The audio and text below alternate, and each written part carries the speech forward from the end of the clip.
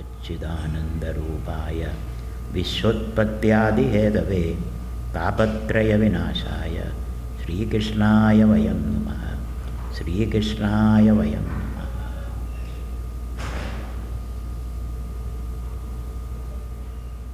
Hari Om.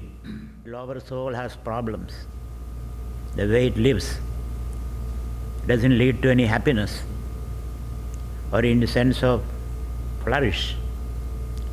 So it asks questions. So it's this conversation between Krishna and Arjuna, and we are trying to reenact that conversation here. That conversation took place in the battlefield of Kurukshetra. This reenactment happens in the space of this temple. So before we get into the heart of Bhagavad Gita, which is the quintessential scripture of Hindus and Indians, which is the quintessentialized wisdom of the Veda, the Upanishad, the Mahabharata, Ramayana, all those texts, or Bhagavad, or all these texts we study, all of them is funneled into the Bhagavad Gita wisdom. So by studying Bhagavad Gita, you would have studied all the 7,000 years of wisdom of the Hindus. And so we will reflect very seriously with reference to our questions, personal questions. Arjuna had his questions. Arjuna was a product of his times. We have our questions to Bhagavad Gita. So we are interrogating Bhagavad Gita in one way. We are asking questions to Bhagavad Gita. Do you have any answer to my contemporary questions? And the world is very complex. The world has become one globe, one tiny planet on which we all are living. And we have common concerns as global citizens. We have concerns as Hindus. We have concerns as Hindus living in America, raising our children, caught in the conflict between Indian and American values. How do I raise my children in the light of Bhagavad Gita? Does Bhagavad Gita have something to say to me when I ask these questions? So we will be situating Bhagavad Gita in this contemporary context. That's how I propose to introduce Bhagavad Gita to you. You ask questions, which is contemporary question. You may not know who was Shantanu, who was Yudhishthira, who was Duryodhana, all those historical or mythical figures you may not be familiar with. But there is a Duryodhana in us. In our home, there is a Duryodhana. There is a Dhritarashtra in our house, who is blind to everything. There is Duryodhana in our house, in our mind also. Very stubborn. Won't yield even an inch. No compromise. I am ready to kill and be killed. There are a person in our home, in our community, in our own mind. So the conflict that we see outside is the conflict inside, brought out into the world outside. So how do we understand all this? Is violence, when violence becomes reasonable, there is something called reasonable violence. When I kill a mosquito, I put my mosquito net and then tucked it under the bed and then opened it a little bit and got into that and then tucked it again, and still there is a mosquito. Can I kill that mosquito? Because that mosquito is invading my little territory. Can I allow that mosquito? From a mosquito standpoint, it needs some blood. It needs some blood to survive. Its children also need some blood to survive. And it comes for its survival. You are struggling for your survival. So Mahabharata is going on between you and the mosquito. So you can bring the Mahabharata context into contemporary issues. So when violence becomes rational or justifiable, can you justify violence for self-protection? How much violence for self-protection? Because when you go back to the Mahabharata story, so most of you must be familiar with the Mahabharata story, Draupadi wanted justice. The Dushasana violated her modesty. In the hall of the parliament of Duryodhana, Draupadi was dragged into the Sabha and her modesty was violated, and then Draupadi took this vow. Her hair was loose because Dushasana untied her hair and dragged her by her hair into the assembly and violated her modesty, and then Draupadi took this vow. Unless I dip my hand in the hot blood of Dushasana, I will not tie my hair. That's the vow she took. The cry of justice. And then all these things happened. A lot of water flowed down the river of Ganga, let me say that. And then the war comes, Mahabharata war, between Pandavas and the Kaurava war. To be specific, between Dhartarashtra's and Pandavas. One side was led by Duryodhana, other side was, let us say for convenience sake, we say other side was led by Arjuna, fighting. And initially Krishna said, let us avoid war, because we are cousins. We are fighting for the ancestral property. Ancestral property. You know, brothers, they grow up. When they were children, they were playing and then, playing pranks sometime. They were interacting like that. When they grow up, 2 families, 2 kitchens, 2 puja rooms, and they were fighting.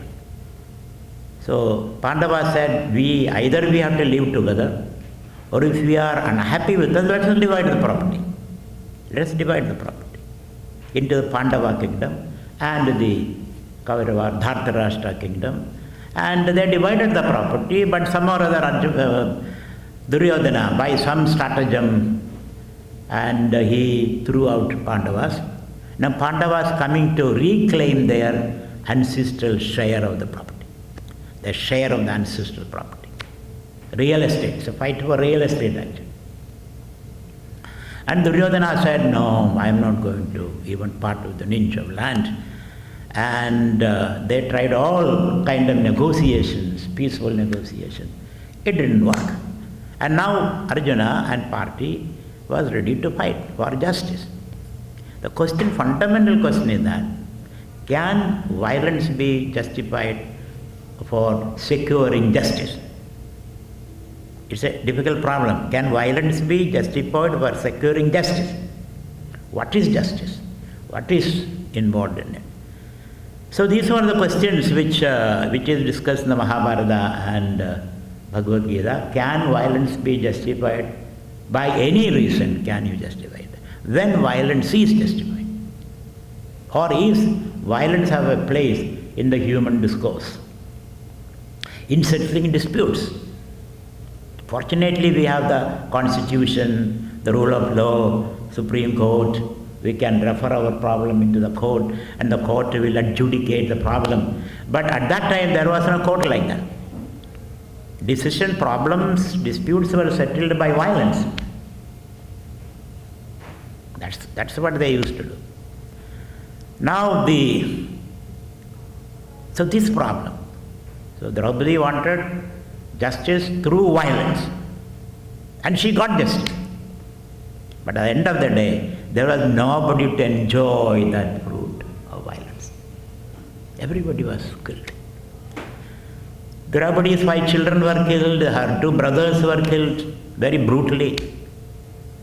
And finally, the killer was dragged, Ashwatthama, to Draupadi's presence by Arjuna, and he was thrown at the feet of Draupadi and said, Do justice. This is justice. Do whatever you want. Your brothers and children were killed very brutally. Killed this guy brutally. Draupadi said, I had enough.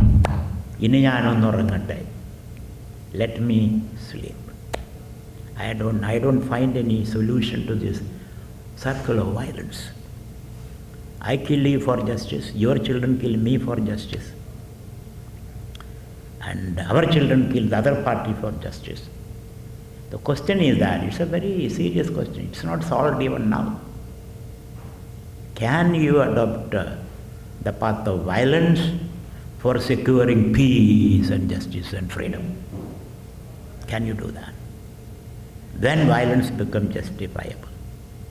Is there any room for violence in human interactions and discourse? This is what Mahabharata discusses. This is what the question that Krishna and Arjuna tried to discuss and find a solution in the battlefield of Kurukshetra. So, with this question, we are trying to unlock the Bhagavad Gita text. It's a textual analysis. And before we go to Bhagavad Gita, we will chant the Dhyana Sloka. The children are there? I'm sorry, I just launched into the introduction. And children are not there, we will chant. We will chant the Dhyana Sloka. Dhyana Sloka is written by Madhusudana Saraswati. Dhyana Sloka means preparing your mind to get into the idea, the field of Bhagavad Gita. You have to prepare your mind. So Dhyana Sloka will do that. With your eyes closed, listen to this Dhyana Sloka. Dhyana Sloka is meditation. Meditation on Bhagavad Gita. Bhagavad Gita is taken as an idol and you are meditating. Yes. There are 4, 5, 6 slokas. Please. Who is standing?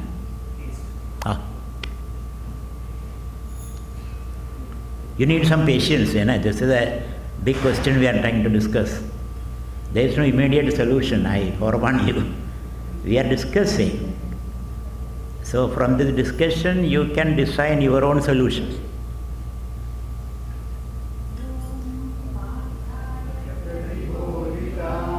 Bhagavata Narayanena Swayam Vyasena Gradhidam Puranamunina Madhye Mahabharatam Advaidamrudavashinim Bhagavatim Ashtadashadhyayini Bhatvam Anusandadhami Bhagavad Gite Bhavatveshini Mostu Devyasa Vishala Buddhe Pullarandaya Dapatra Netra Yenatvaya Bharata Taila Purnaha Prajvalito Jnanamaya Pradipa Naparijadaya Totra Vetrega Panaye Draya Krishnaya Gita Mrutaduke Namah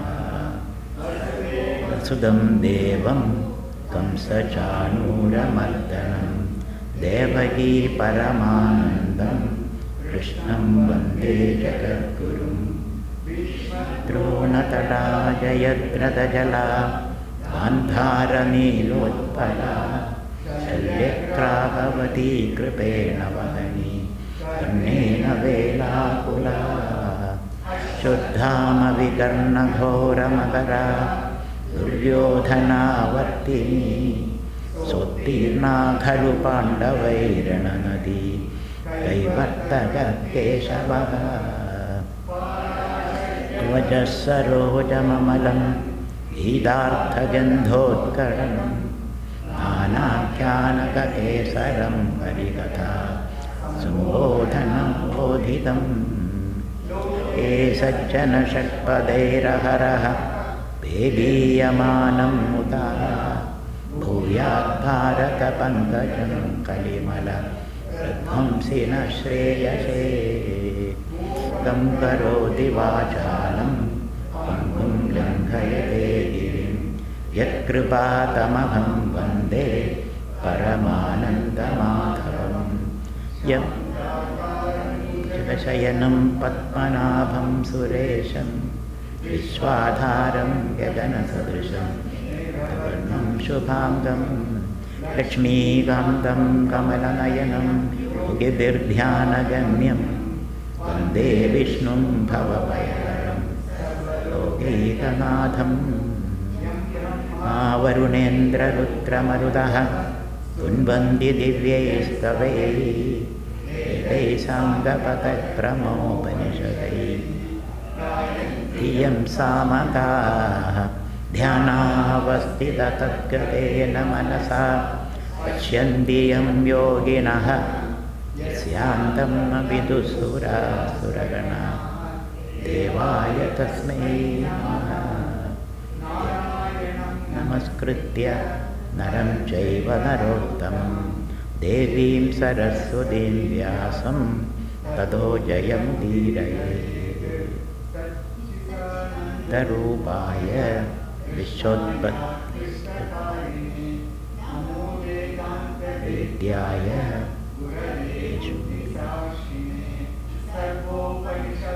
गावो दुग्धा गोपालनन्दनः पार्थो वत्ससुधीर्भोक्ता दुग्धं गीतामृतं महत्। गीताशास्त्रमिदं पुण्यं यः पठेत् प्रयतः पुमान् विष्णोः पदमवाप्नोति भयशोकादिवर्जितः। एकं शास्त्रं देवकीपुत्रगीतम् एको देवो देवकीपुत्र एव एको मन्त्रस्तस्य नामानि यानि कर्माप्येकं तस्य देवस्य सेवा। ॐ श्रीकृष्णाय परमात्मने नमः। वंशी विभूषितकरात् नवनीरदाभाद् पीताम्बरादरुणबिम्बफलाधरोष्ठाद् पूर्णेन्दुसुन्दरमुखाद् अरविन्दनेत्राद् कृष्णाद् परं किमपि तत्त्वमहं न जाने। कृष्णात् परं किमपि तत्त्वमहं न जाने। सच्चिदानन्दरूपाय विश्वोत्पत्त्यादिहेतवे तापत्रयविनाशाय श्रीकृष्णाय वयं नमः। श्रीकृष्णाय वयं नमः।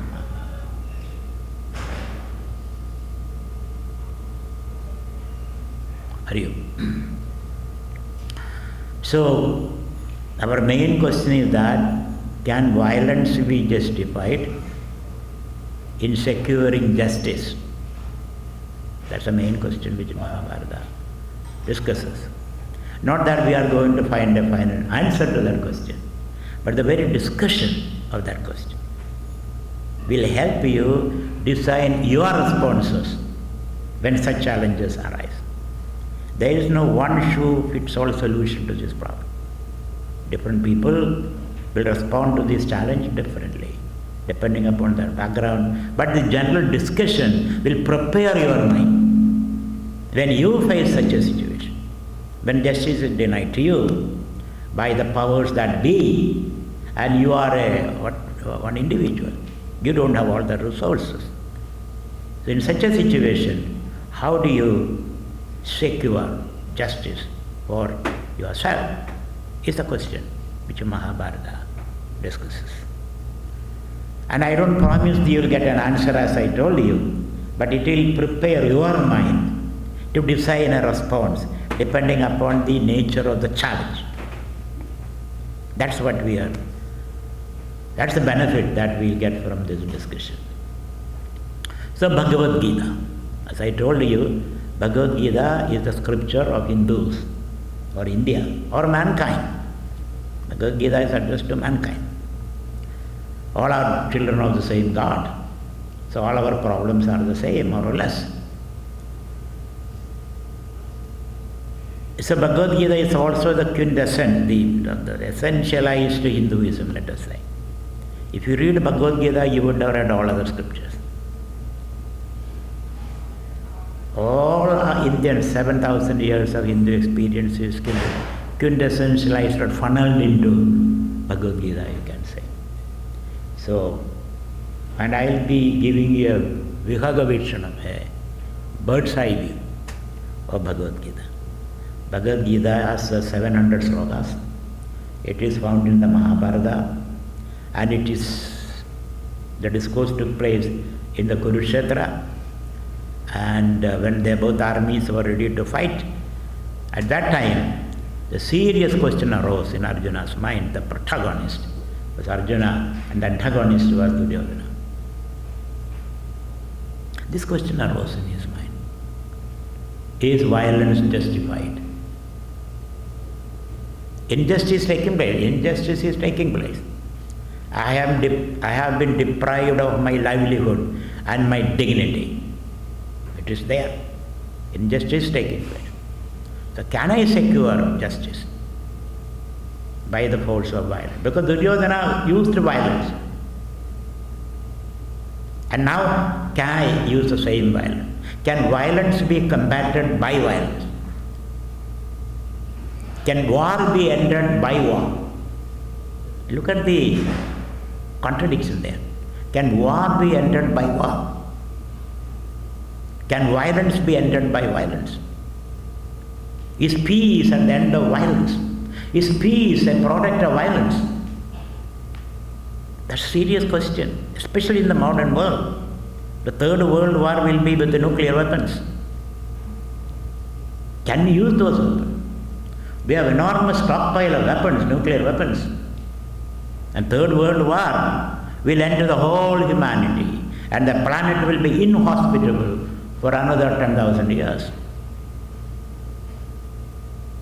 So we have to seriously ask this question.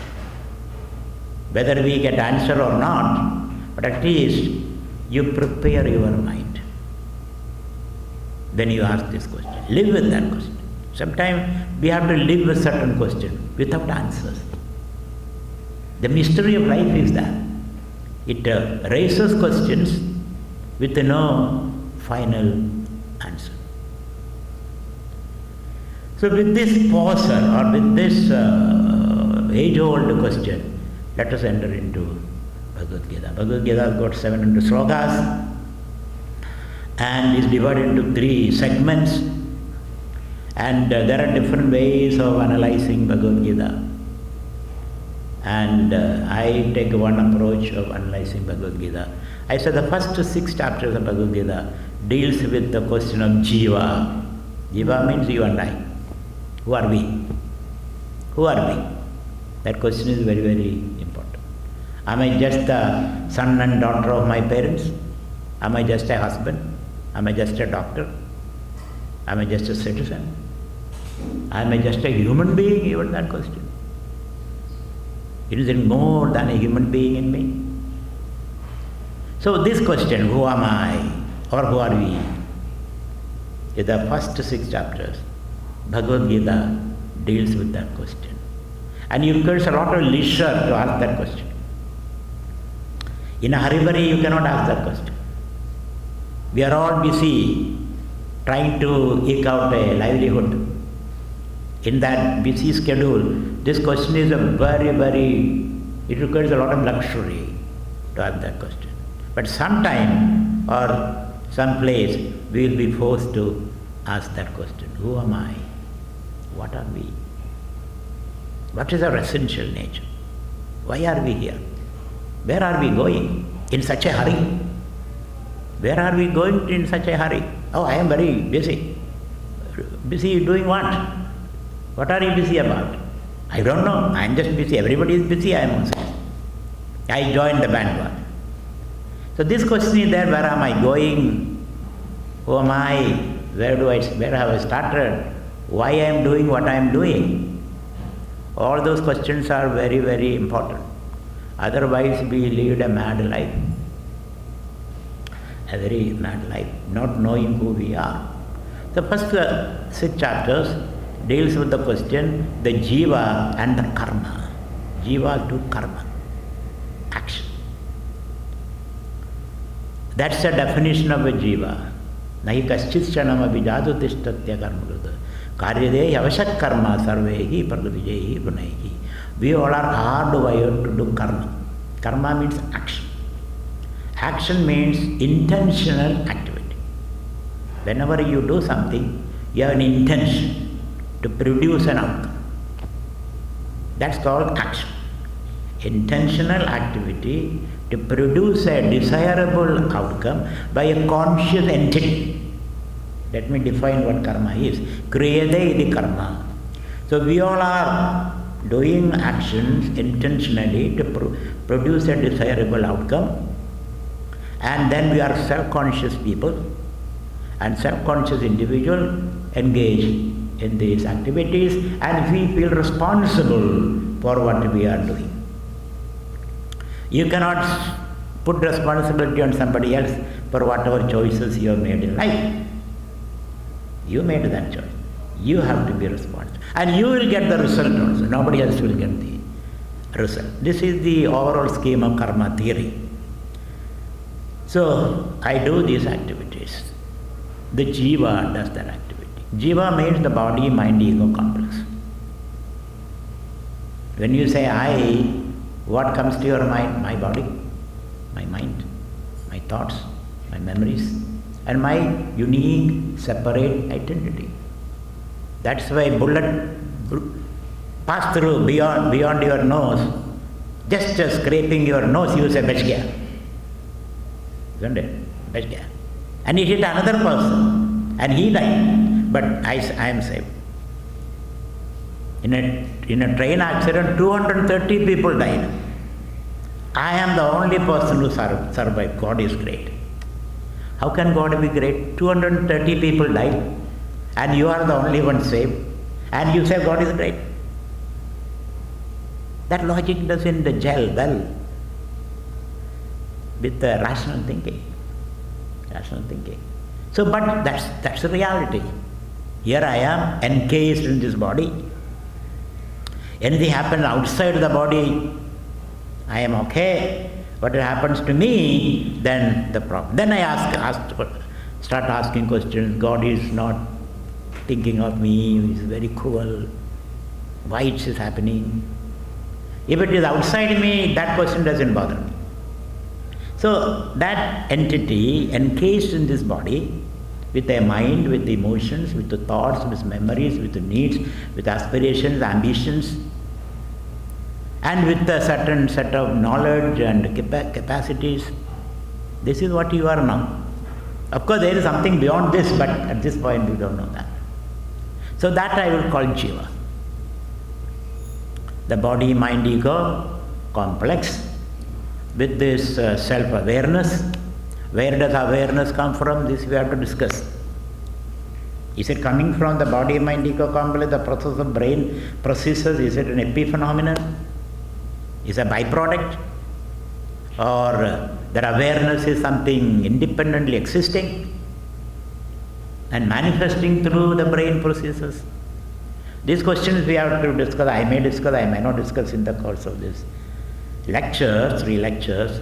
But at this point, when you say I, you mean a self-awareful, self-conscious entity. And this consciousness is conditioned by the body, mind, ego complex. I hope you all agree. You all agree with me. Then alone we can go forward. And it is that entity. And the experience of that entity is, I am not okay. I ask you, how are you doing these days? Chalta hai. Okay. Nothing to complain, but still you are complaining. Isn't it? So that entity, his existential, empirical experience is, I am not okay. Since I am not okay, I don't see anybody is okay. And I will not let anybody to be okay also. That's my condition now. I won't let anybody to be okay. And I will create such a situation, everybody comes under the same category. So that jiva, since he is not okay, in Vedanta we call it the problem of ignorance. We are not going into that now, because that's a philosophical inquiry. Here is an experiential state. At this point, I am not okay. I feel trapped in this body. The body needs, body appetites. and the fears based upon this body, the anxieties, the tensions, and the disease, old age. They're dead.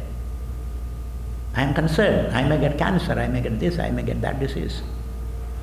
My children may not be listening to me. They may go to college, but they waste their time, waste all my money.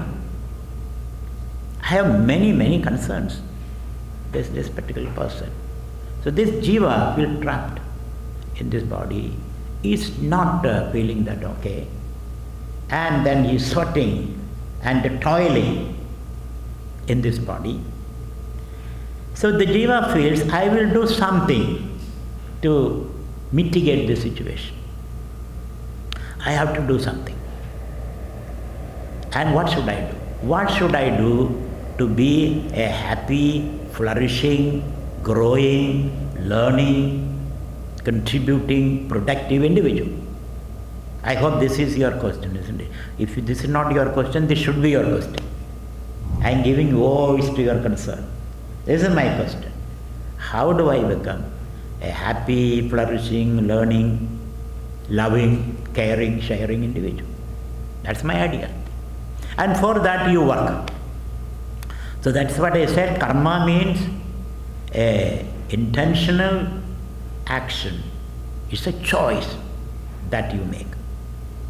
And you have a relative freedom to make that choice. That choice is influenced by your data.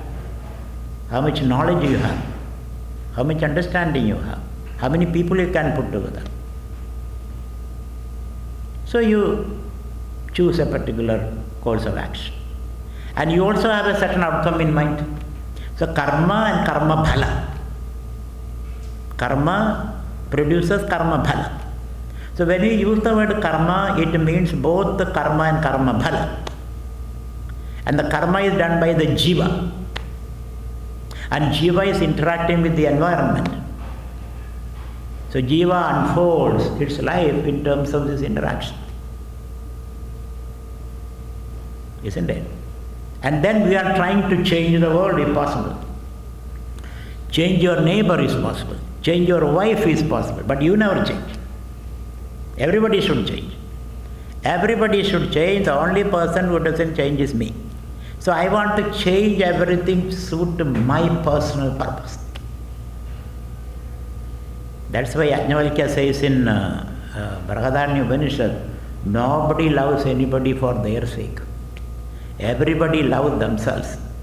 Through you, when I say I love you, what I mean is if you are agreeable with me, I love you. Otherwise, I hate. Including your husband and parents and children. If you love me, meaning you should love me on my terms, not on your terms. Everybody loves basically themselves.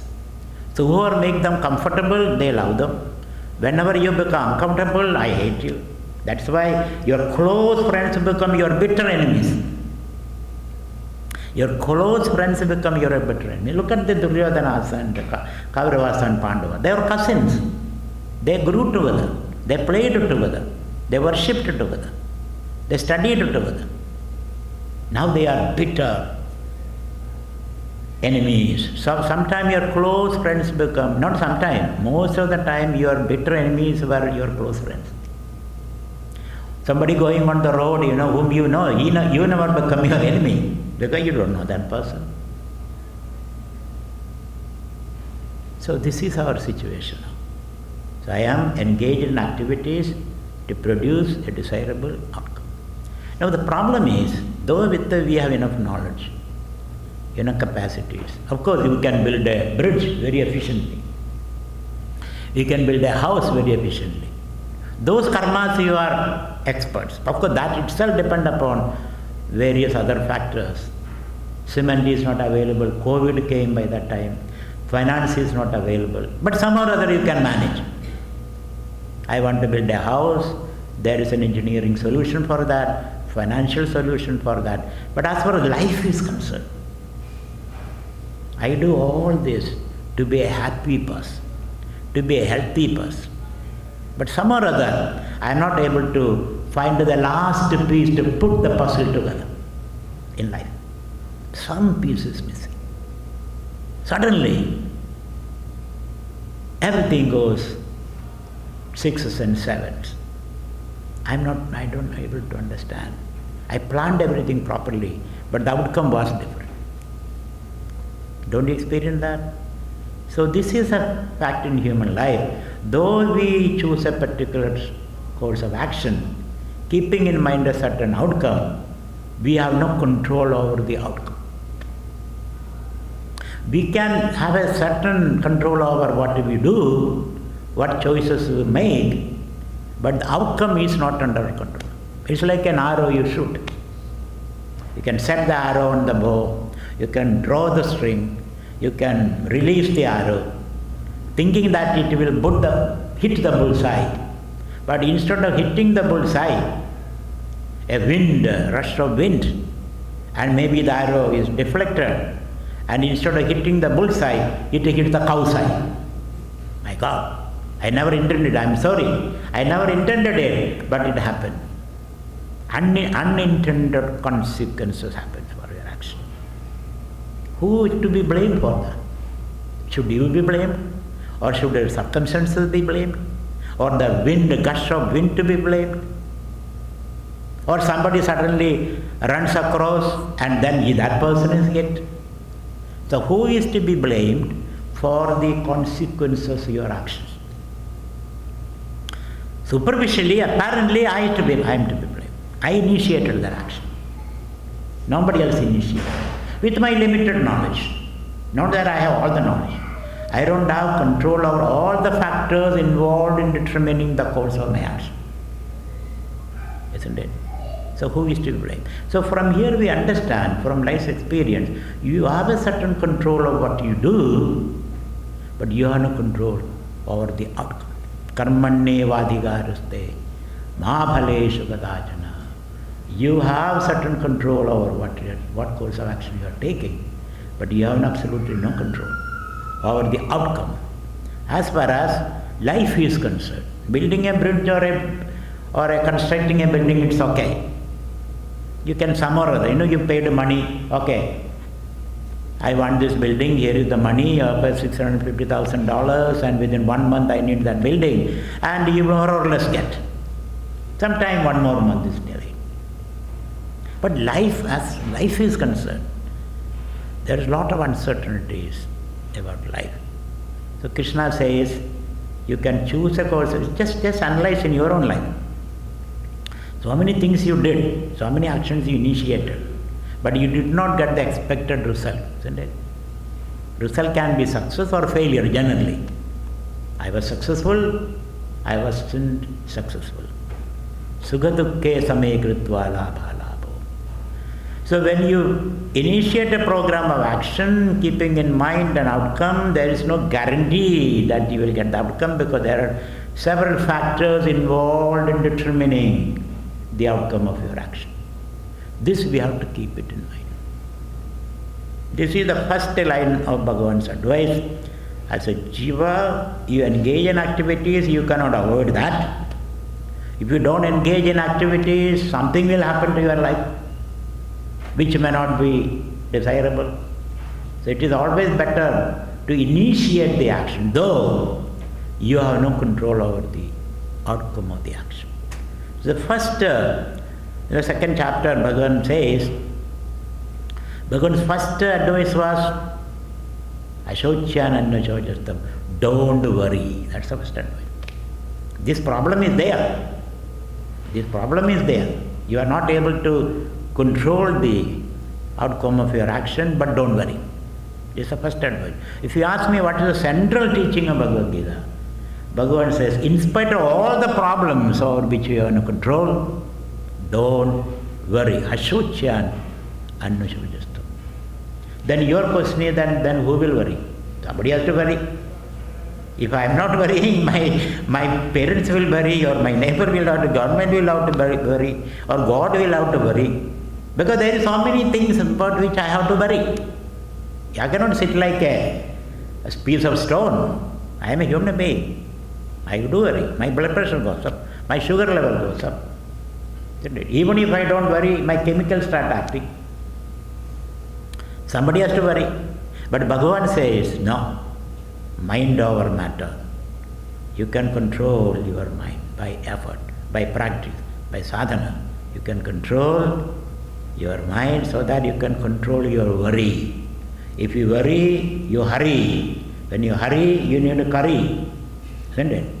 Curry means creating all kinds of stomach problems. Then your worry, psychology become pathology. You become a worried person. Warrior become a warrior. That's what happened to Arjuna. When you are worry, then you cannot do anything. You become completely paralyzed. Or even if you do something, you will be doing all stupid things.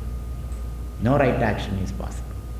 The first message of Bhagavad Gita, if you are a devotee of Bhagavan Krishna, Krishna says, don't worry. If you understand that message, you have understood the whole Bhagavad Gita. You may read the whole Bhagavad Gita, all the 700 chapters you can by heart and explain, but at home you are worrying, at workplace you are worrying, on the road you are worrying, then nothing is understood. It is only a disturbance in your brain. Brain noise as that, brain fog. Bhagavad Gita should not be reduced to brain fog or a brain noise. It should be seeping into your character, the way you respond to challenges, uncertain situations. How do you respond to the challenge? Life is full of uncertainty. Nobody can control that. So many factors are, millions of factors are involved. Even a simple incident, in the protection of a simple outcome, many factors are involved. The first message is Ashocyan anusojastam prajnavadan cha bhashase gadasu nagadasum chan anusojandi pandidaha. Wise people don't worry about anything. No, somebody's died. My near and loved ones is died. Yes, he died. It's a matter of concern, but it's not a matter of worry, he says. When you don't worry, you can pull out the best response to that challenge. You pull out the best response to the challenge. If you worry, you bring out the worst out of you. You start screaming and shouting, and then your brain shut down and you don't know what to do. You impulsively act. So calm down, cool down. In a modern language, what is the message of Bhagavad Gita? Be cool. Be cool. Don't worry. Things will work out. There is a Lord sitting there. He is supervising everything. Nothing can happen in this world without His signature. Have that faith. And when you have faith in that Lord, then things may work out. Not the way you want, but the way it should happen.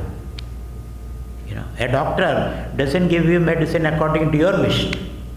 His medicine, his prescription is based upon the nature of the diagnosis. The patient cannot say, doctor, I am paying you, give me the medicine I want.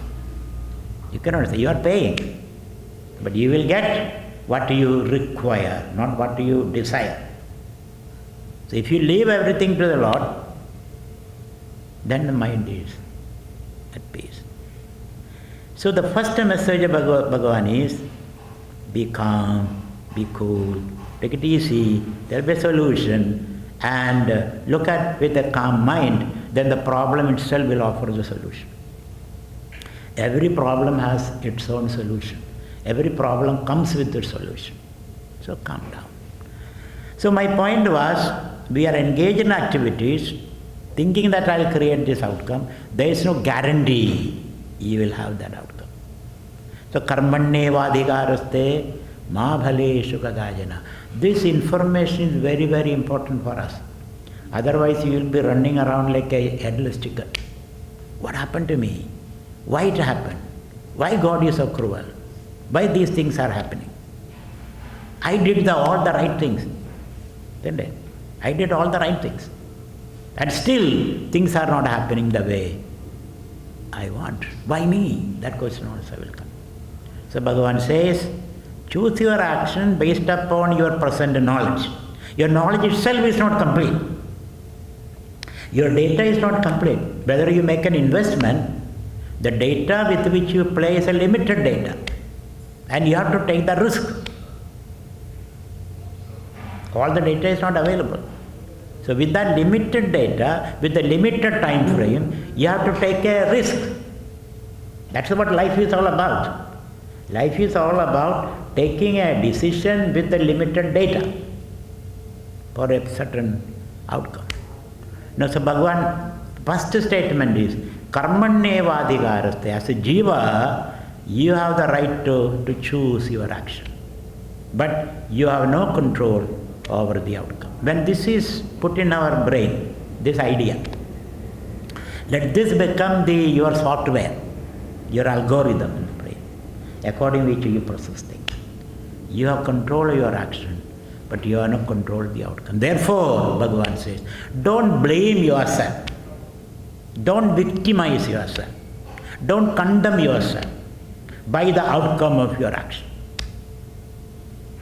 Ma karma phalaye durbhu. Third principle. First principle, you have to initiate something. Don't sit like a rock there. Everything is Bhagavan, so I don't have to do anything. That is another extreme you go. Everything is determined by Bhagavan, and I don't even open my mouth. If Bhagavan wants food to come into my mouth, to stomach, let him come and open my mouth. You go to that extreme also. No. You have to initiate action within your limited knowledge. But understand, you have no control over the outcome. But at this point, after initiating an action is a limited energy expenditure. Every action has got a beginning, middle and end, isn't it? Cooking. You start cutting vegetable, washing it, putting in the vessel, and then cooking it, and the cooking is over, the dish is ready. Every action is limited. So those limited actions we perform, which you can initiate, and then the result takes time. Result will not come immediately. Between those gaps, I completed my action, the result has not yet come, I planted the seed or the seedling, the fruit has not yet come, and I am waiting for the fruit. Between that time, there is a psychological crisis. Kya hoga, kya hoga, kya hoga? Will I get it? And when the result comes, will I get it for me or somebody will snatch it away?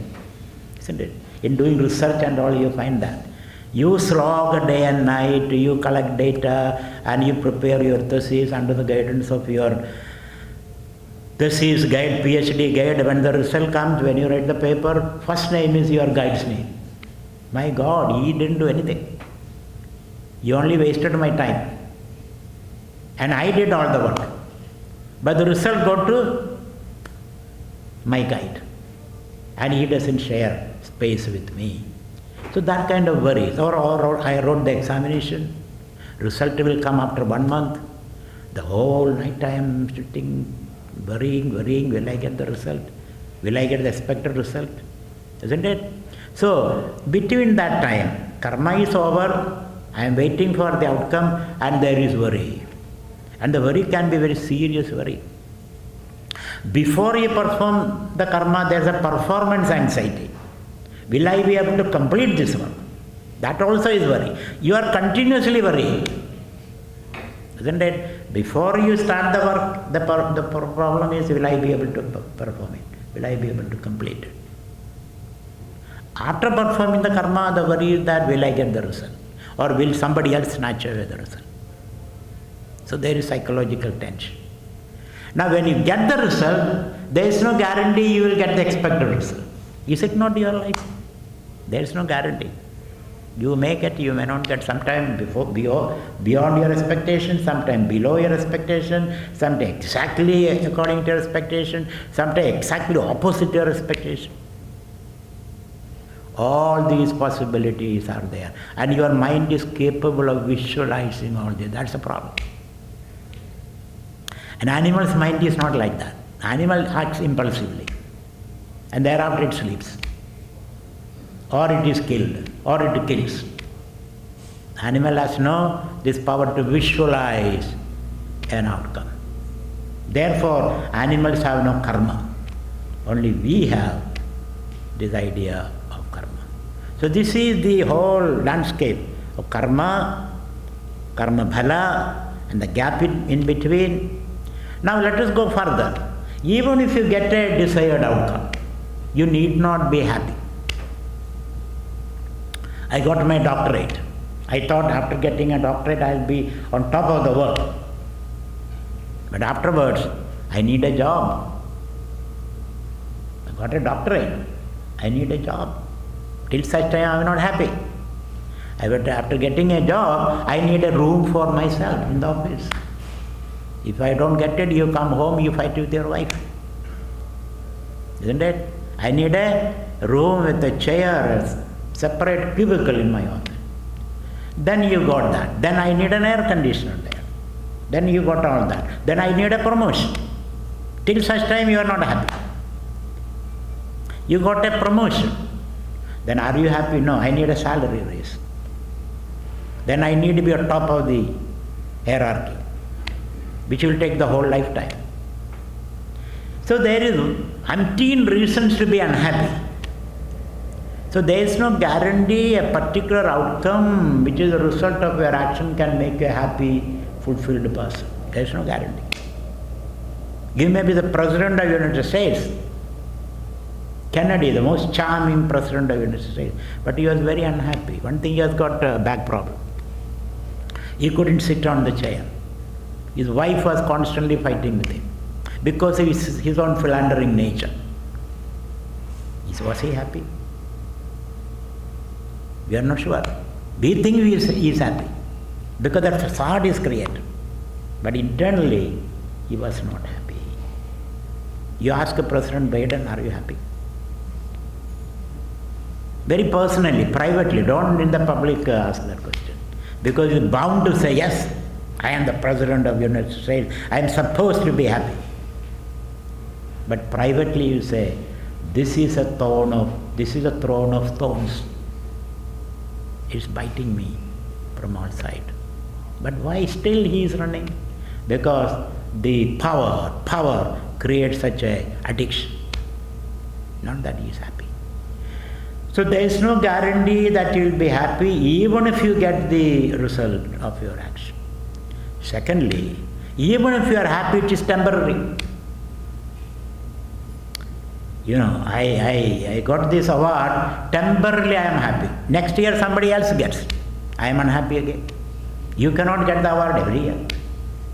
Now I am unhappy.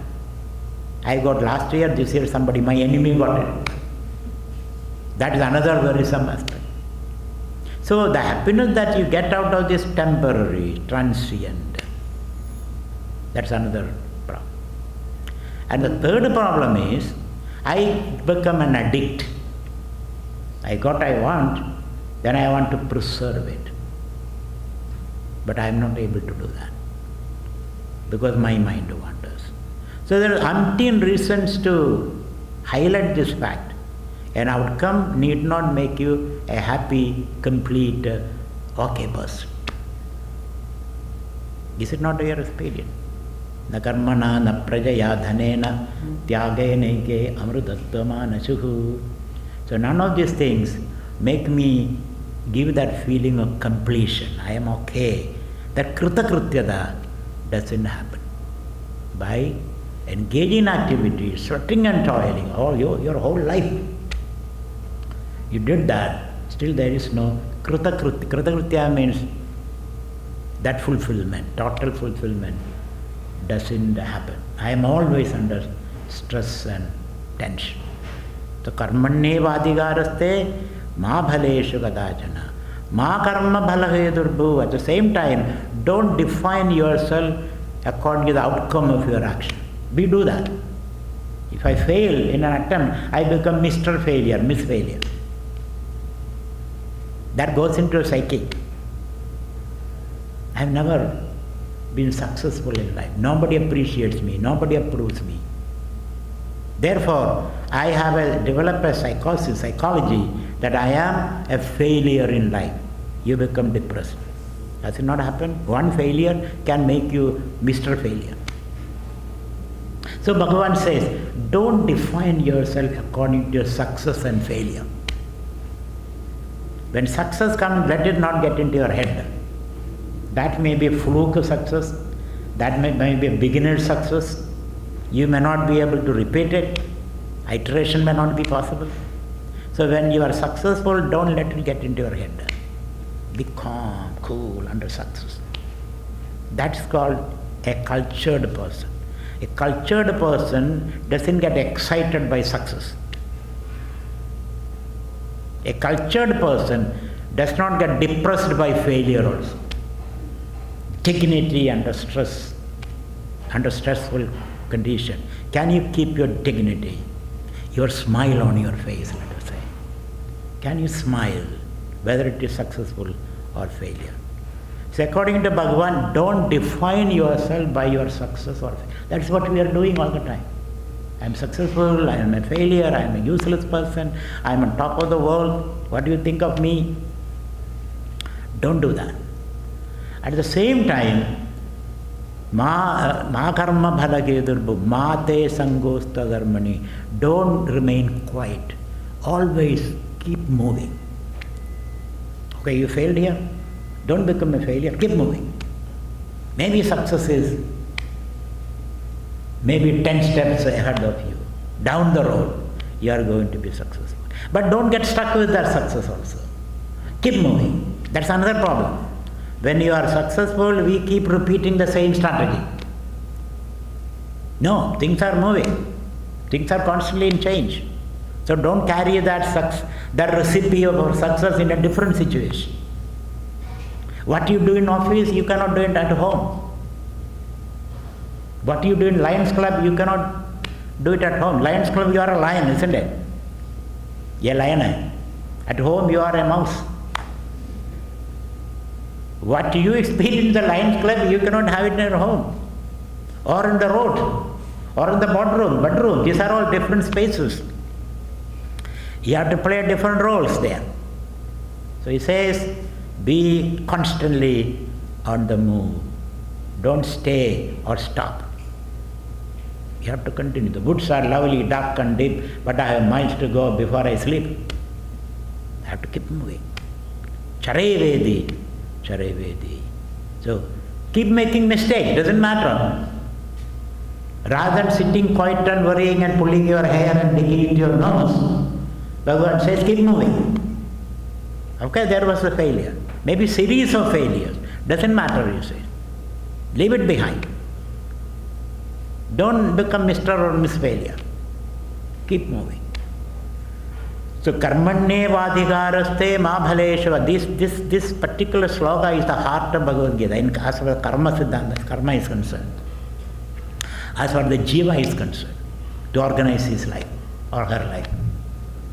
So I repeat, karmanye vadhikaraste, you have to make choices. You cannot keep on waiting, thinking that everything should be perfect, then you act. Such a perfection will never happen. You are imperfect as an actor, as a doer. Your data is limited, your powers are limited, your knowledge is limited, your time is limited, but still you have to act. So karmanye vadhikaraste, make choices. Take the responsibility also. Maine kiya, I did it. But outcome you have no control. Be ready for that. Be ready for any outcome. Sugadukke same kritva labha labho jaya jayo tado yuddha yujjasva naivam papam apsasi. Krishna says these are the outcome possible. What are the outcome? Labha. You may be successful, you may be a failure. You may gain, you may lose. You may gain name, you may gain bad names.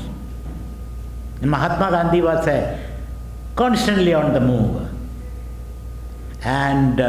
And he did a lot of things for India, for himself, for our country. Now he is being criticized, left and right, in the center. All that he has done, he is being criticized. If Gandhi knew this, he would have sat quietly in his ashram, not worrying about all this. No, he has to act. So he says, there can be success, failure, praise, criticism, gain, loss, all those things are possible. But still, you have to follow your calling, your mission, your passion, you have to follow. So don't worry about it. So Sugadukhe same kritva labha labho jaya jayo tado yuddha yujyasva naivam abhamavasasi. And then you have to ghatasva, yudhyasva. So Arjuna's calling was to fight. Your calling may not be that. It does not mean Bhagavad Gita says everybody should fight. No. Whatever field you are engaged in, do that. If you are a teacher, teach. If you are a businessman, make a profit. Otherwise, don't be in business. If you don't make a profit, there is no point in being in business. You have no business to be in business because you are not competent. Don't do something which you are not competent. So if you are a businessman, do business, make profit, and to make profit, of course, other things also come. You have to have the market share, you have to build the confidence of your customers, all kind of things. You are a teacher, teach. You are a doctor, take care of the patients, patiently. These days I think doctors need more patience than patients themselves. You are a doctor. So depending upon your field of activity, you have to be engaged. So Bhagavad Gita does not want every one of us to fight. So yuddhakyam swadharmakyam yuddham guru, you say. Do your duties. Respond to your calling. Follow your passion, wherever it takes, regardless of the outcome. So again Bhagavan says, Hadova prapsasi sargam jitva va bochase mahim tasmad uttishta gaundeya yuddhaya kadnischaya. You may lose the battle, you may die, then you will get a heaven. Very interesting. Your name will be recorded in golden letters in the pages of history. Mahatma Gandhi was a total failure, isn't it? He wanted Hindu-Muslim unity, didn't happen. He was India's unity, didn't happen. He wanted village-centered economy, didn't happen.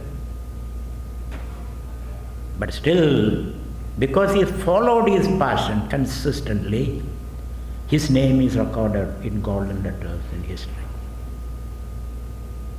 But he was a failure. He didn't achieve any of his goals. He got a truncated India. He did not become the Prime Minister also, poor man. All politicians want to power, isn't it? Gandhi didn't even want power. When India got independent, we all expected Gandhi will be the Prime Minister, but he was somewhere else. The flag was hoisted by somebody else. So, Hadova prapsasi sargam. If you die with your boots on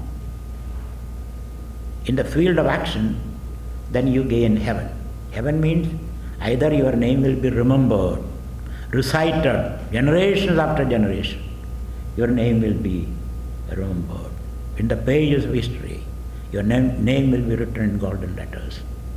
Or you may reach heaven. We don't know whether heaven exists or not. But it's a kind of myth which can inspire you. Yes, I can be in a higher place if I do my duties. So, Hadova prapsasi sargam jitva, suppose you win, botchade mahim. You have the whole world is at your beck and call. So fight. Meaning, do your duties. Whatever is expected of you, you have to do. So this is the karma. With this attitude, when you engage in activities, you become karma yogi. Otherwise, just karma. Just karma will pulverize you, make you miserable, despaired, and stressed and tensed, anxious all the time. But with this attitude, I have certain control over action, but I have no control over the outcome. In between, I should not be stressed out. Keep cool. Be ready for any outcome. Be prepared for any outcome. So with this attitude, when we live in this world as a jiva, you become a karma yogi, he says. That's the meaning of karma yoga. Karma is converted into yoga. What is yoga? Karma yoga. A jiva has to be a yogi. What is yoga? There are 2-3 definitions of yoga, karma yoga. First definition is, Yogastha kuru karmani sankam tektva dhananjaya siddha siddhyo samo bhutva samatvam yoga uchyade. Yoga is keeping your mind in balance as you interact with the world, as you engage in activities. You have to keep your mind in balance. That is within your power. How you respond to the world is within your power. How you respond to success and failure is within your power. As I told you, mind over matter. You can choose your responses to the world. You cannot control the world outside you. You cannot control the outcome of your actions, but you can control your responses to the outcome of your action. Does it make any sense to you? They say, Swamiji, I am under control of my hormones, my sugar level. I am controlled by my environment.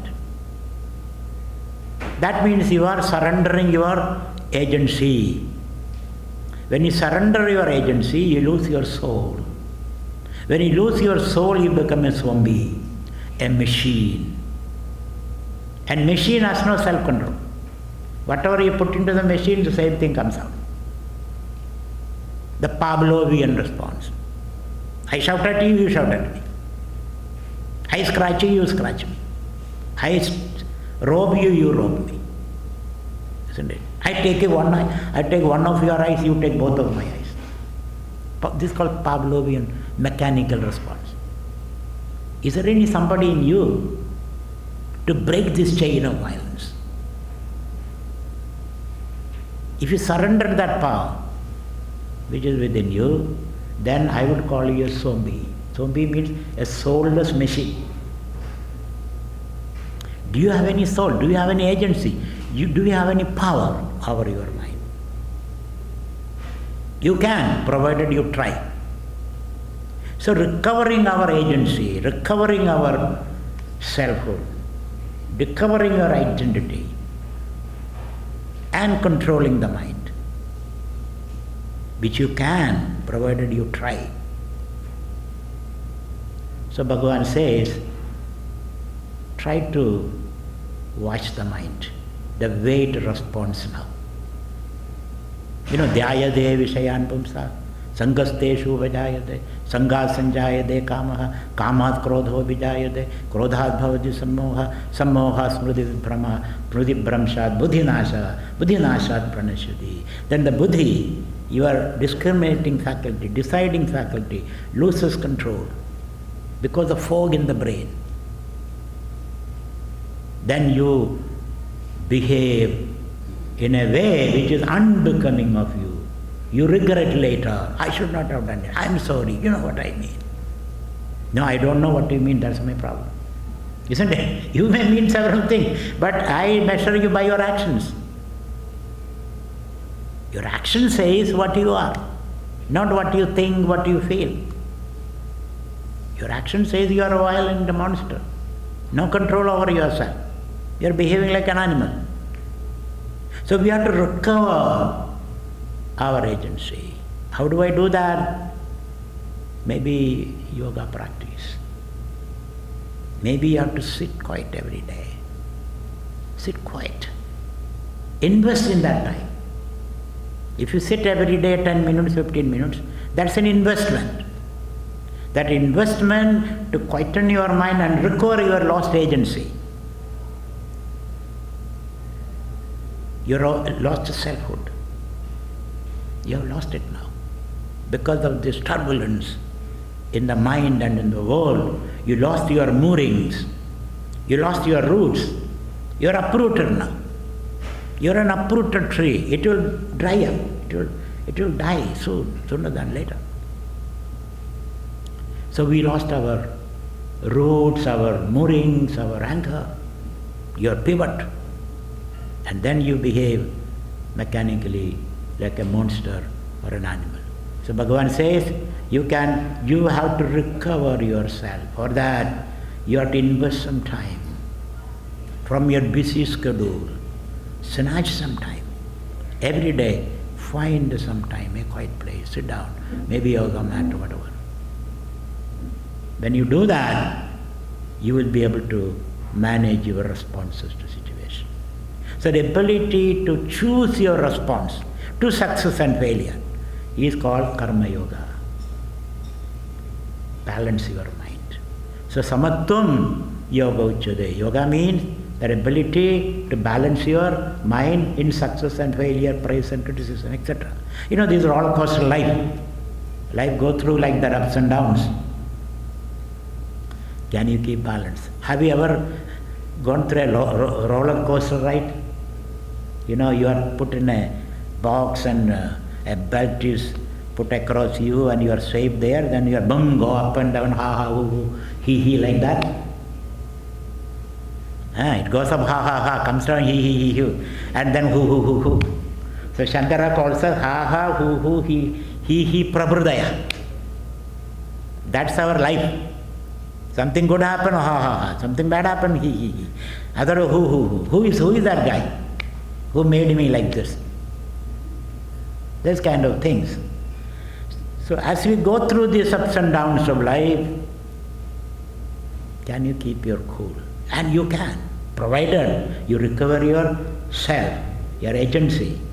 Then you can manage the mind and choose your responses. So one meaning of yoga is an ability to keep our mind calm. I would call it grandmother attitude. Grandmother. When children fight, parents also fight. Isn't it? Father takes the son's side, mother takes the daughter's side, and then they fight. Two-level battle. But grandmother has seen all this. She has gone through all this. This roller coaster of life. So she is quite Rama, Rama, Rama, Rama. She sits there. That brings some peace to the family, isn't it? That grandmother gives the balance. Children will fight, husband and wife will fight. But when grandmother, this is our main problem. Grandmothers are being banished into the basement of the house. There is no communication, either in the basement of the house or somewhere back in India. So a grandmotherless life is a miserable life. So Krishna is balance your mind. Balanced mind is a grandmother's mind. Then you can choose your response. That choice is possible. So samatvam yoga uchyate. Keep your mind in balance. Don't get it upset. When the mind is upset, you make all kind of wrong choices. Is it not true? Is it not true? Then you say, I am guilty, I am ashamed of myself. I don't know what demon entered into me. Arjuna, Duryodhana asked this question. Which is that demon in me making me do all kind of funny things? Atha kena prayukto ayam papam charadi purusha anichanna vivarsneya baladeva niyojita. There, it seems there is some demon in me making me do all this. So Bhagavan says there is no demon or anything. Kama esha, krodha esha. Your greed, your anger. When your greed is frustrated, your need become greed, greed become anger. Isn't it? I am angry because some of your desires are frustrated, and I am angry. And I want to destroy the whole world. I want to pull down everything. Or I pull my hair, at least. This is what we are responding to the situation. So cool. Be responsible for your response. That's the meaning of responsibility. Meaning of responsibility, I have the ability to respond, choose my responses to these situations around, to success and failure, to profit and loss, to criticism and praise. I have the responsibility. So samatvam yoga uchyate. Then Krishna says, buddhiyukto jahadiha upaya sukradadushkade tasmad yoga ijjasa yoga karmasu kavshalam. Yoga is dexterity, efficiency in action. With your limited knowledge, limited time, be efficient, dexterous. Do a good job, whatever you are doing. That is yoga. If you are cooking, make a good sambar. Then you are a yogi. Don't say that I am a yogi, it's a miserable sambar. No, then you are not a yogi. Yoga means giving attention to what you are doing. When you are making sambar, don't think of a yoga mat and yoga pranayama and all that. When you do that, do that. When you do this, do this. When you play, play. When you work, work. When you sleep, sleep. So giving your total attention to whatever you are doing at the given time, that is called yoga. Then you can pull out your best. So pulling out your best, doing a job efficiently is called yoga. So you can be a mathematician, you may not be doing pujas, you may not be even doing yogasanas, but mathematics itself, pouring yourself, focusing on that, that gives you great discipline. So whatever you are doing, regardless of what you do, you may be a brain surgeon or a barber or a plumber or a professor or a shoemaker or a shoemaker, whoever you are, if you can do your job the best of your ability, where you enjoy doing your work, then you can do the best. That also is yoga. When you say enjoy whatever I am doing. If you say I don't enjoy what I am doing, leave that place. That's not your place. Somebody else can come there and happily do that. But in India there are no jobs. With much difficulty I got this job. If I leave it, I will not get any other job. You leave it. Some job will come to you, which you can enjoy. Doesn't matter what you do. Give your best. So, doing your job happily, efficiently is called yoga. Now you have no escape, isn't it? No, I am a chef, cook, okay? Do that work. I am a barber, do that work. If you are a good barber, even Clinton will come to you. If you are a bad barber, not even wife will come to you. Isn't it? If you are a bad brain surgeon, nobody will come to you. So whatever you are doing, give value, give your soul to that. So work doesn't define you, you define your work. What you do, it's not that you are a doctor, you are a big man, no. You have to give quality to that work. So it is not work which defines you, you define your work. Mahatma Gandhi, he is ready to clean the bathrooms. That didn't reduce his status. Actually it enhanced his status. I am ready to do that. Nobody else was willing to do that. Everybody else was willing to do some high-level jobs. But there are low-level jobs also. Who will do that? If you don't do the low-level jobs, the high-level people cannot survive. That is, Shudras are considered the feet of Lord Narayana. Without the feet, you have no movement. You may have a brain, sitting and worrying. With the feet, at least you can run away. Isn't it? If you have no feet, a brain is a burden. Because brain gives command and the feet has to obey. The feet and hand has to obey. If you have no feet and hand, brain sitting there doing nothing will work. You only worry, worry, worry. So feet is very important. Common people are very, very important. Those jobs are very, very important. If nobody is to clean your bathroom, will you live in that house? The stench and you cannot live in that house. The quality of your house depends upon the quality of your bathroom. Whenever I go to school and all that, they will take me to their beautiful office room, air-conditioned room, big table and music and all that. I tell them, no, I want to see your bathroom. Swamiji, don't go there, it's very stinky. Then what is the quality of your school? The quality of your school depends upon the quality of the toilet and the kitchen. If they are not clean, your school is not worth being called a school. School is a place where you educate, isn't it? So, it doesn't matter what you do. Are you doing a good job? Are you contributing to the common kitty? If you are not, then you should do something else. So you have to ask yourself, am I enjoying my work? Am I growing in my work? Is it in tune with your temperament and my training? You have to ask that question. Is it my calling? If it is not, leave that job. You can become very creative. Recently I heard one young man, no job, nothing, he does not know how to survive. See what an idea stuck in his mind. These days people are utterly depressed and then confused, and then they want some quality time, somebody to listen to them. See, he opened a shop called Hugging Shop. He's a young, handsome young man. So he opened a shop. Anybody who can go there, he'll give you a hug and $10. And it's a thriving business now in Manhattan. One shop and some music and some flowers and some fragrance, and then you sit in a chair, you can sit in a chair, he'll give you a hug, 2 minutes, 3 minutes, 4 minutes mean $100. 10 minutes mean $200.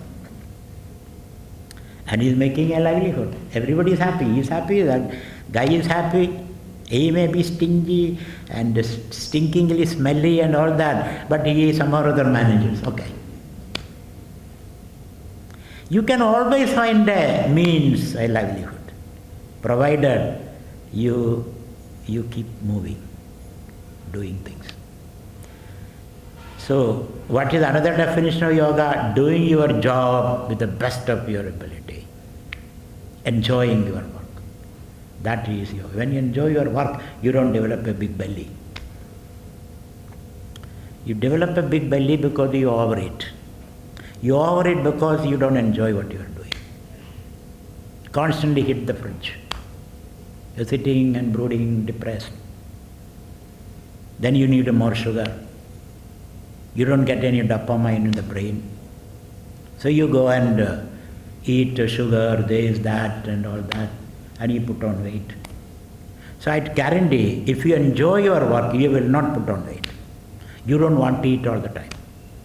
Eat only whenever it is necessary. When you are really hungry, then you know when you are hungry. At this point, you don't know when you are hungry. Without hunger, we are eating. Then we are putting on weight. So my definition of yogi is a one who has got a flat belly. Otherwise, you are not a yogi. If you have a pot belly, you are not a yogi. You may be a wise man, the laughing Buddha and all that, but I wouldn't call you a yogi. If you enjoy your work. So Bhagavan says, karmasu kaushalam, dexterity in action is yoga. Then he says, when you are working in this world, interacting with the world, doing your job, whatever you are supposed to do, teaching or fighting or whatever, and the mind is calm, you are not worried about the outcome. Because worry doesn't help anyway. Okay, you worry, does it help? It doesn't help. Therefore, why do you worry? If worry helps you, you worry. It doesn't help you. Therefore, I decide not to worry, whatever may be the outcome. And when you decide not to worry about the outcome, the mind becomes calm, your third eye opens. You get an insight into what is happening at the basement of your being. So much is happening there. Then you get access to that infinite resource which is untapped, unknown, unbeknown to you. That infinite resource in each one of us. That resource is not tapped because we are all the time trying to get things from outside. We are leading an aggrandizing life. A life of acquisition and acquiring things. Therefore, the basement of your house is cluttered, the basement of your mind also is cluttered. So when the mind is calm, while you are interacting with the world, that calm mind get insight. This is the magic that happens beyond your understanding. We don't understand that, but it happens. Therefore, he said, third definition of yoga is Shruti vipratipannakta yadastasthi nischala samadho ajala buddhi tada yogam vapsati. Samadhi means that infinite power that is hidden, latent within you. You get access to that. You strike roots into that when the mind is calm. When the seed is calmly there under the earth, isn't it? The seed strikes roots and shoots. So you get access to that infinite power which is latent in you. That power is called Satchidanandam or Brahma, Satchidananda. Basically it is Anandam, joy, energy, happiness. You get access to that. And when you have access to that infinite energy, you can invoke that energy. It can be invoked, manifested. You can invoke that energy through the choices that you make as you interact with the world. Does it make any sense to you? That energy can be invoked, the happiness can be invoked with a calm mind. And the choices that you make become balanced choices. Through that, you can manifest that energy. And whatever you do become beautiful, create beautiful outcomes in that state of mind. So these are the three definitions of yoga. Then Bhagavan says, from the zone of dukkha, the limited space, you migrate into the zone of sukha, the limitless space. Then you feel your space is expanding. Otherwise you feel you are constrained, you are constricted, you are sitting in a box. Now you are out of the box. Don't you say think out of the box? Now you are out of the box thinking. You become innovative, creative. Tam vidya dukkha samyoga viyogam yoga samyidam. So nishchayena yoktavya, yoga anirunna chayasasa. Then you will be able to migrate from the zone of dukkha to the zone of sukha. Dukkha samyoga viyogam. Yoga is viyogam now. Earlier we thought yoga is union. Now you say yoga is disunion. Disunion from where? From that limited, miserable self. You discover yourself, that infinite self. So this is all about karma yoga. Then what happened to me after death, etc. is another question. Where karma theory, karma try to address. But that's not relevant to us. What happened to me after death? Do you ask that? Does that question worry you? What happens to me after death? Maybe as you are looking into the burial ground, you may think that. Not at this point. Nobody wants to die for you. Nobody wants to die. I want to be immortal. I want to be deathless. But I know this body will perish. Is there anything more than this body? So that identifying with that, I can feel I am immortal.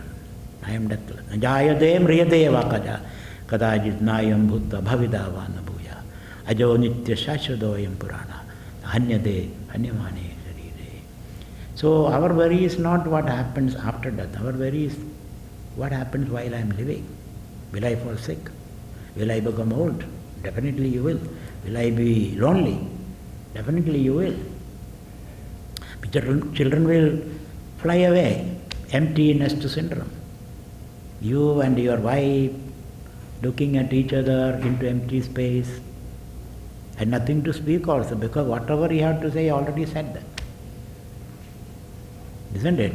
You know what she is going to say, she knows what you are going to say. Therefore, let us not put the same gramophone record again and again. So there is nothing to speak, you are lonely, the same house. You are not interested in reading also. Angam galidam palidam dundam dachana vihinam jadam dundam vruddho yadi grahitva dandam tadamidam munjatyasha dundam. You cannot read, you cannot watch movies, you don't remember the names of people, therefore you don't want to attend a phone call. Because Raman Nair is calling, you say, Bhaskar Nair, who are you? Raman Nair get offended, isn't it? So he doesn't want to hear that. So my memory is failing. I don't want to travel because the taxi getting out is difficult for me. I don't know which leg is to be lifted first, left or right. Left doesn't move, right there is pain. So you don't want to go anywhere. All these are there. In spite of all those things, how can I be cheerful is the question. So Bhagavan says it is possible by developing these skill sets. This is called karma yoga. So this can be practiced by anyone. You don't have to believe in God or anything. This is simple, practical living. Some people don't believe in God, that's okay. God doesn't mind anyway. Whether you believe in or not, some children, disown their parents, they don't mind. They don't mind. After all, this is my biological product, is my extension. Parents know, children may not know. Very difficult to explain to them that you are my child. Now, of course, genetic testing and all of that. So the children disown the parents don't mind. Similarly, when you say there is no God, God doesn't feel shaken. Oh, this man disowns me, so it may affect my stature, no problem. You can disown me left and right, but still I am there. Aishwarya madamattosi madavajnaya vartase upastideshu bauddeshu madadhiyana tavastidhi. Nayayiga, he is praying to God. He was very poor. Philosophers are always poor. Brahmanaha daridra. Brahmins are always poor, isn't it? So therefore, this man was poor, great Nayayiga, Udayana. He goes to Puri temple and he is praying. His wife says, you are such a philosopher, but no money. There is no money. You are a useless person. Everybody is appreciating his scholarship. His wife and children has no value for him because they need money. They need food on the table. He is not able to provide them. Instead of food, he gives a big lecture on Nyaya. So they are very upset. What are you doing? My children are starving, I am starving, and you are giving me a big lecture on Nyaya. I have no patience for you. So go and pray. So Udayana goes to Puri temple and he is praying. Aishwarya madamattosi, you are drunk with your own power. Aishwarya means that power, heavenly or divine power. You know that you are all pervasive, all powerful, omniscient, omnipotent, omnipresent. That has gone into your head. You are drunk with your own power. Aishwarya madamattosi. And as a result, madavajnaya vartase, you are ignoring me. You have no time for me. Because I don't make any donation to you. Therefore, you have no time for me. If I give a fat donation, you will have time for me. Ordinary human logic is extending to that. Aishwarya madamattosi madavajnaya vartase upastideshu bauddeshu, let me warn you. This Buddhist will come. Buddha say there is no God, there is no soul, there is no world. It's all shunyam, shunyam. When Buddha comes, he will call for me. Because I have to defend you in the court of Buddha. I have to give a lot of logic and reasoning to prove that there is God. God is a logical necessity that I alone can do. Then he will call for me. Therefore, give me something so that I survive. You are loyal. Udayana says, I am your lawyer. If I am not there, you have no existence. Because God is a logical necessity. It's an inferential reality. You don't see God anywhere. But your inference says there is God. You see smoke, you say there is fire. You see shoes there, you say some people are sitting here. Similarly, God is invisible. God becomes visible to your logical faculty. Then God is there. Then you will call me. If I am dead, who will defend you? Therefore, give me my legal fee, he says. And Udayana came back. He became rich. His wife was happy, money, power, all new palaces and all that. And Udayana came back. So, that's the logician's way of worshipping God. So different people have different way of worshipping God. Those who say there is no God, they are asserting the existence of God. You are denying God, isn't it? Which God are you denying? There should be some idea in your mind. So whether you deny God or affirm God, God doesn't mind. He's okay. His existence does not depend upon our affirmation, our denial. The very fact you are there shows he is there. The very fact you are there, your parents were there. Without the parents, you cannot be there. The very fact you are there, I can infer your parents were there. And by looking at you, the quality of our parents also I can infer. Isn't it? It's all a matter of inference, he says. So, a atheist or a secular who doesn't believe in God, who doesn't go into those kind of philosophical enquiries, ordinary life, me, my wife, my children, my world around me, my job, and my anxieties, my worries, my blood pressure, my sugar, my doctor, that kind of life. For him, how do I live a rich life, a flourishing, growing life? The rich life is this. And if you find this is difficult to control my mind, difficult to discover myself different from the mind and the world, difficult to sit on the mat, what will I do? Then we introduce the idea of Ishvara into the equation. In the earlier equation there was no Ishvara, only you and your work and your karma phala and the law of karma, like the law of gravity or something. That is what. There Ishvara is the law of karma. Like gravity. Gravity is a law under which these planets are interacting.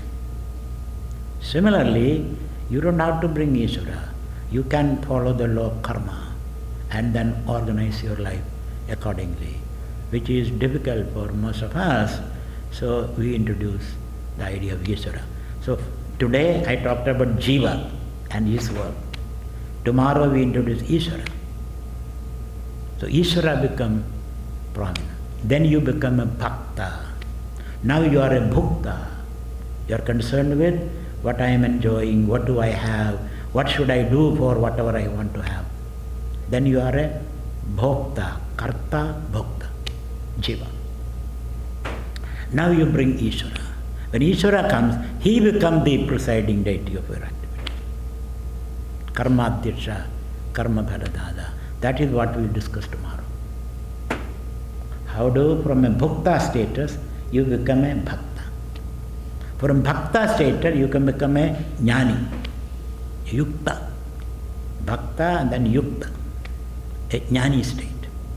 Then I will bring the idea of Brahman into the equation. So that's how we propose to proceed. So tomorrow I have to be a bhakta, introduce Ishvara into the algorithm. We are all living an algorithm, working on an algorithm, isn't it? Many factors are introduced and you are creating an outcome. So how do we introduce Ishvara? Where is he? What is he? What is he? Is it a she or he or it or something else? Those things we will discuss tomorrow. So tomorrow Bhakti Yoga. Today Karma Yoga.